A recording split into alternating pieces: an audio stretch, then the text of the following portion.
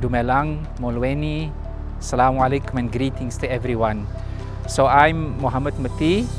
I teach in the Department of Religion Studies, a senior lecturer, more specifically the study of Islam, but I also teach religion or religious discourses or the things that the religion impact on in general. That's undergraduate, like religion and violence, introduction to Islam, Judaism, in general, the study of the critical study of religion. You know, when I was in matric, of course, coming from a Muslim family, I wanted to know more about religion. The religion has an impact on people, the way people think, what we talk, how we understand the world. But I also knew that what we learn at home or what we see in the media, what we get in church or in mosque, on the synagogue, in the mandir, that's not enough because that's more confessional. So I wanted to understand the religion as a discipline, the religion as a discourse, how religion developed, what is religion? And therefore I then went to study further, and also my interest at university and postgraduate level, and this really got me interested in religion. What makes religion tick? What makes religious people tick? How do they understand the religion? Do they at all understand their religions? I mean, this is by the way, but that is what got me interested. And I'm still interested in religion. Whether I really get it myself is another story, but I just know religion is very, very interesting, and I invite other people to think seriously about religion. There are many careers I think you can do. Teaching, for example, but teaching, as we know, is not only a career, it's a calling, but let's focus on it as a career.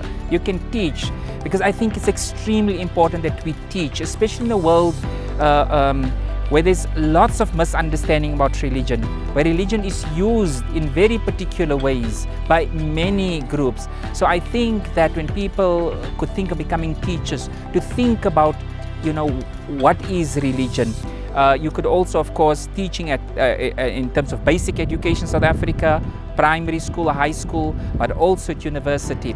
But religions, one could also think of complementing with other disciplines such as psychology, such as history, and perhaps surprisingly, you know, there are the jobs outside so for us to understand more about religion and journalism, for example. I think all those things one can think about as a career.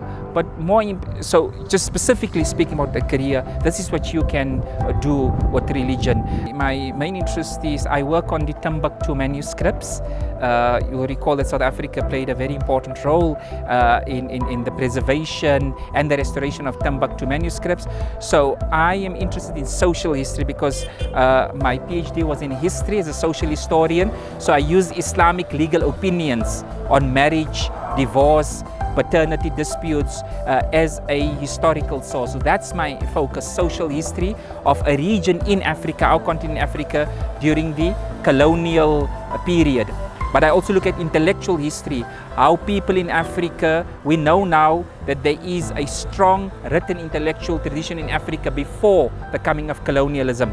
So I work on some of the written works that were produced in pre-colonial Africa that will teach us about Africans as intellectual, political and ideological doers. That's my research. But I'm also interested, of course, in other aspects of religion, especially religious thought, and how this pertains to politics, how this pertains to questions like violence, religious text, because and my main focus is on text. I'm a textual person, so to say, what do these texts tell us? How do we read these texts? What do they tell us about their authors? You know, besides telling us other things, what were they thinking, how they understood their world, how they constructed their world. My hobbies, I like running. I run, at least I do that.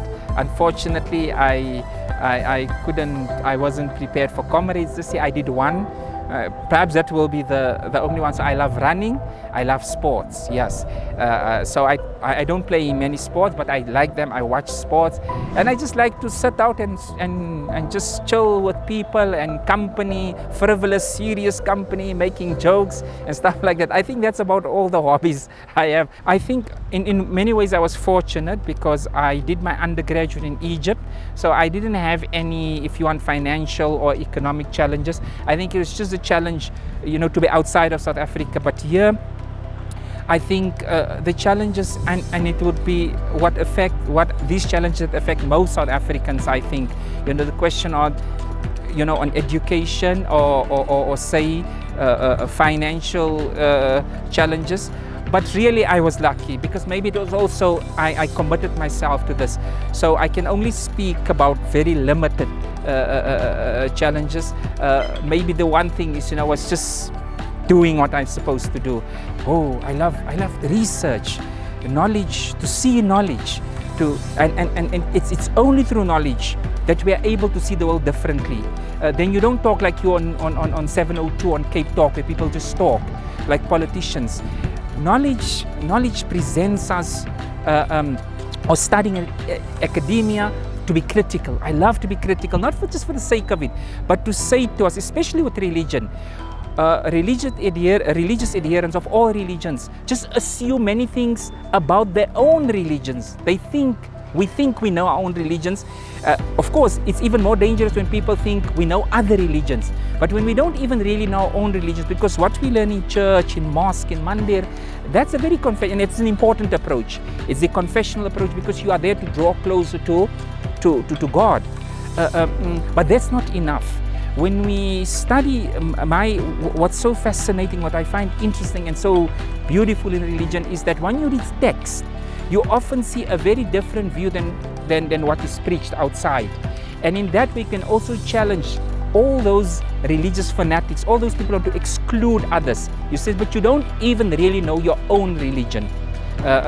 How religion underwent developments, things that we start believing now, if we go back 1,000 years, those things weren't there, or rather at the beginning of religion. And so religion, studying religion at universities, Department for the Study of Religions, and so it allows us to look at things very critically, dispassionately, and say that this is knowledge. And I think that can contribute to a conversation between human beings, people in the same religion or in the same denomination, and then people of different religions, and even between believers and atheists. As a historian, history is just the great humanizer. When you read history, you understand. For example, one of the things I always tell my students, a simple thing like, in South Africa, we see that the Zulu-speaking peoples don't do circumcision for boys. So you must ask, why? Was it always like that? And perhaps by reading history, we may find that King Shaka took away circumcision because he wanted men to fight, and he said once they circumcised, they're ready to get married, and he wanted an army. So you see the role that a state, the will for a state, in this case Shaka Zulu, forming the great Zulu-speaking peoples, took away what was a practice. So we'll just assume, for example, that Zulu-speaking peoples don't have circumcision. Of course, they don't have it now, but if we go back in history, they may have had it. And so there are so many, with all tribal, cultural practices, religious practices, there are always something that we can find where it started, where it stopped, and that is what academia allows you to be methodological, not ideological, dispassionate, and present things. We have to read. We need to form a culture of reading. Kids must have, students at uni must have purpose. We cannot be playing pool at the stage. I don't mean it, not at all. You must have a book always with you. This is very serious. We need to read, because reading gives us intellectual, social, cultural capital to understand to engage with the world. I say to our already in first years, you're academics. I know it's sometimes often a bit difficult, because you think maybe I'm just here for a career.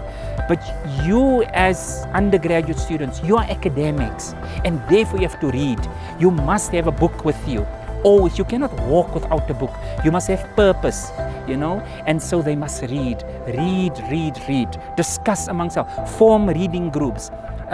In whatever faculty you are or discipline, come together, discuss, engage with your lecturers, form reading groups, discuss Marx, discuss Shaka Zulu, discuss our history, discuss Thabo Mbeki's ideas, discuss the Pan-Africanist ideas, Bantu Stephen Biko, discuss these ideas, black consciousness, because these are the things that we need, our history, to humanize ourselves and to humanize our fellow human beings. So my message again to the young people, please study, read, have a book always on you.